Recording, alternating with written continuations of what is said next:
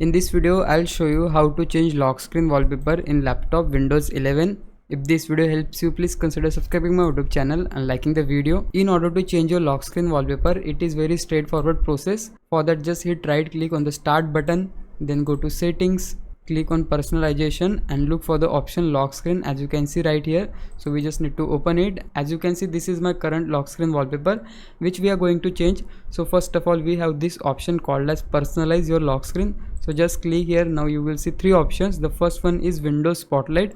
If you click there, this is how your lock screen will look like.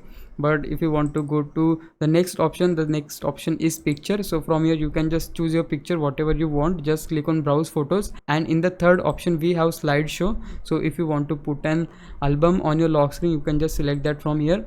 But I just want to put a picture in my lock screen, so I'm just going to select it on picture.